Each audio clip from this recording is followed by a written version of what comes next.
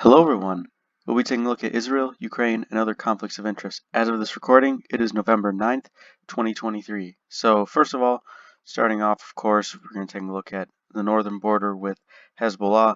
And as we can see, just a lot of shelling and bombings that are going across the front line, as we've pretty much seen for the past, few days. Although it seems to have been picking up at least a bit recently. And of course, there are clashes going across the West Bank, as we know. And of course, taking a look at Gaza over here. So just comparing it from yesterday and today, there doesn't seem to be really too much of a difference. Um, just in terms of perhaps, this change that they're listing here is that they have taken Outpost 17, at least that's what they're calling it. The Israeli forces have taken.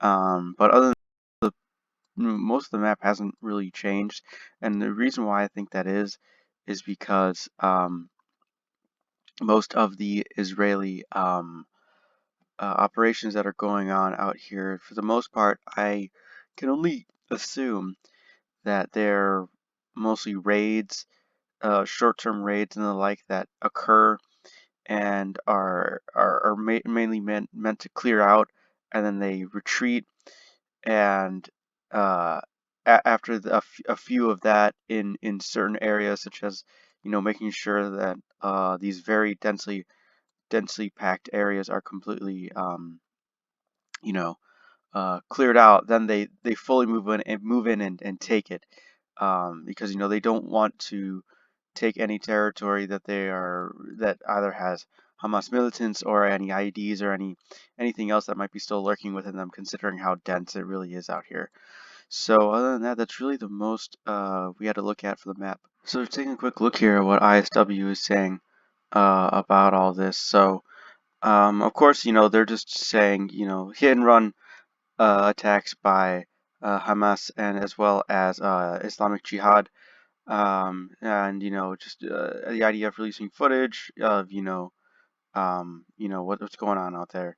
But something interesting that I saw is that talking about Israeli clearing operations, and of course there's an asterisk, and as we talked about yesterday, um, about just that this might drag on for months at a time, if not longer, and they're saying here that clearing operations frequently take weeks and sometimes months.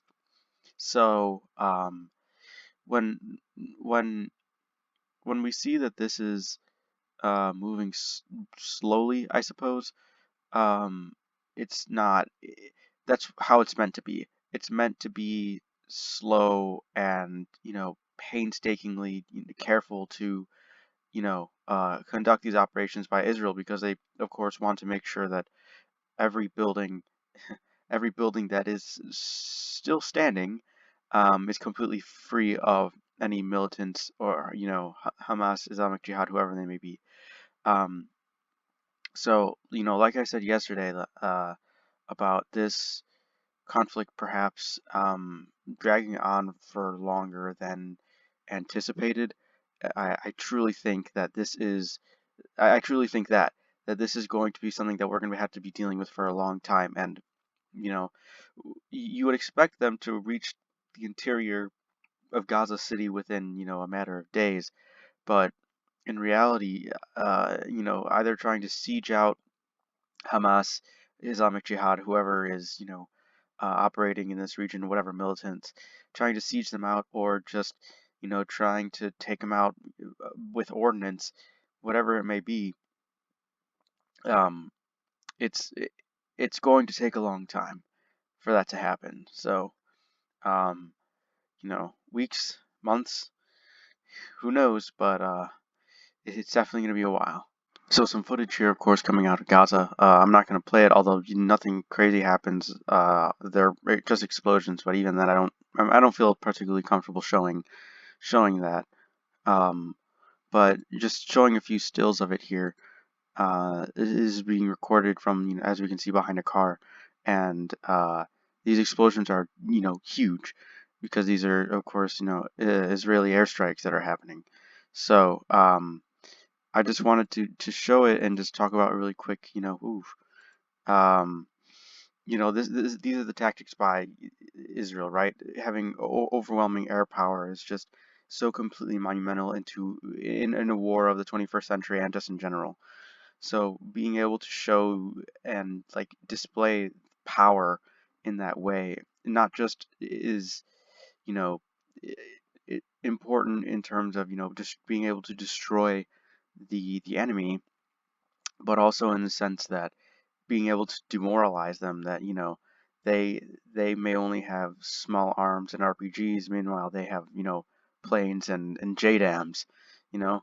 So just in terms of that, that's what I want to talk about. And also, there's another clip I saw that I really didn't want to show, but of clashes going on in the West Bank, and yeah, they are pretty heavy clashes. I mean, they're not just like it doesn't just look like they're hit and runs. It looks like there are people literally fighting in the streets in West Bank right now.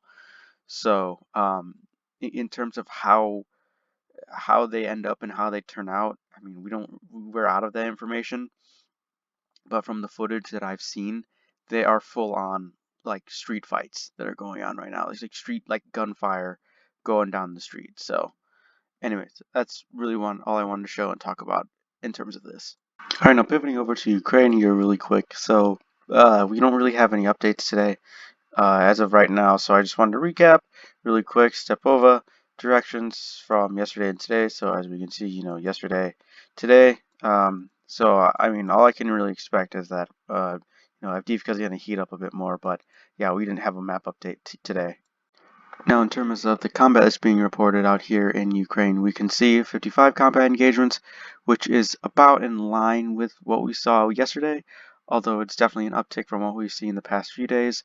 So, just in general, Ukrainians seem to be having their fight cut out for them in terms of trying to either, any counteroffensive actions they may be taking seem to have completely stalled altogether. Even though we heard Zelensky the other day saying that the it hasn't stalled. This isn't a static front line.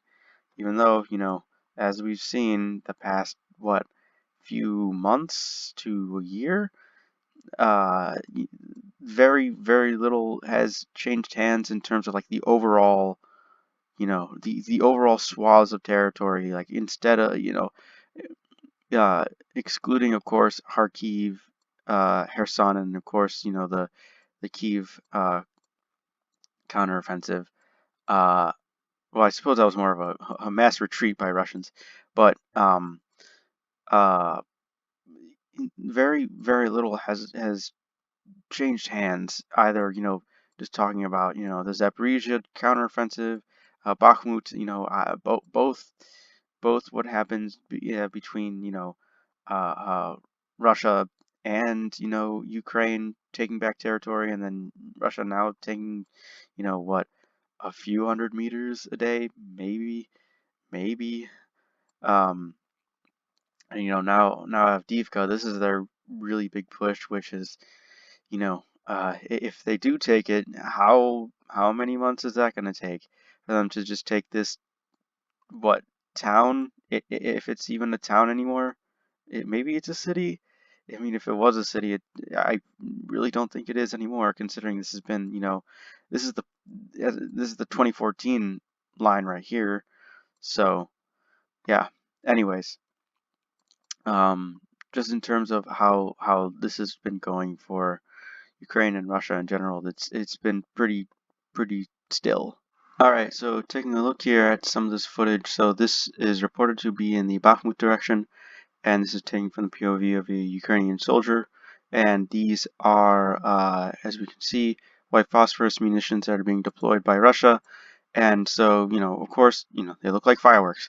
And the thing about that is that whenever I see, footage just in general, any footage that's being posted online, and if there's ever a comment section, there's always someone who has to say like, oh, it would be so beautiful if it wasn't for warfare. And it's like, yeah, okay. And then, every single video in turn has to have that exact same comment, if not multiple times. and I don't, and it's not just these kinds of videos that have that. All of these videos, like, they have to have somebody making the same remark under them all the time. And I don't know why, and I don't know why they're always so popular. Um, but the reason why I'm bringing this up is just to highlight the way that this isn't that even this it doesn't have to do with the war itself. It has to do with the people who are observing the war. And with the way that the war is being shown, and especially how it's being perceived, is going to in turn affect how the way it is fought, if that makes sense. It's in terms of, if the American public, sees the Ukrainian conflict in a certain way, that's going to affect the amount of aid that is given to Ukraine, right? So I just want to talk about it in that way, that even though, someone making the same exact remark about, uh, whatever it may be, seeing a howitzer go off, and it has an incredible amount of sound behind it, and somebody, makes has to make some comment about losing their hearing or something. Um, as to how much that really affects, U.S. aid going to Ukraine, probably not very much. But I just wanted to talk about, the fact that not only how it's being perceived, but also how it's going to be remembered. All right, now of course we got to talk about Myanmar. So just before I get started showing this clip, I'll actually show it just a few seconds, show the most, exciting part. Um, but just, doing a bit of research just in general, and even this morning actually, uh, just reading the news, the BBC, one of the first articles I saw was actually about Myanmar, and talking about, the rebel groups seemingly taking a lot of ground. So, the things that I'm saying aren't just, yeah, I'm not taking these things from, just side people online with, shady backgrounds or shady knowledge or info. The BBC is saying the same thing that I am, that these rebel groups are, seizing these towns, and, seemingly making progress across these states. So, anyways, this is the Kachin state, and this is apparently an ammo depot, and as we can see, yeah, so it goes off. Um, so, you know, the main reason why I wanted to show this is that, they are making big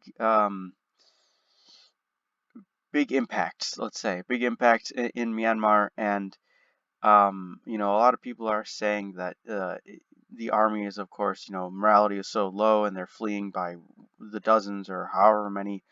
Whenever I hear things like that, I'm usually a bit more skeptical when people talk about the morale of the other person, because, it's pretty easy to say that their morale is bad.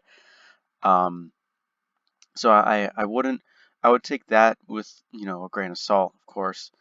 But just in general, these rebel groups seem to be gaining some amounts of progress. Um, you know, but I also want to preface as well, to also do your own research into these rebel groups, as well, because apparently some of them are, Chinese backed, and some of them are as well ethnically Chinese, you know. So just in terms of what their end goals are, from what I understand, is that most of them are just anti-junta, and they are trying to join in the reestablishing democratic uh, practices in Myanmar. But of course, it's a lot of rebel groups will say, and it's always really complicated at the end of these conflicts when the rebels win, and there's so many rebel groups, who's gonna lead, right? They might not all see eye to eye, but in terms of how it's going right now, and from what is happening at this moment, the junta of Myanmar seems to be um, not faring very well. All right, well, that's all I really wanted to talk about today. If there's anything else you want me to look into or talk more about, just let me know. I'm always interested in looking into any more conflicts that are going on, anything else that, might be pretty important that I should be looking into more. Yeah, so other than that, thanks for watching.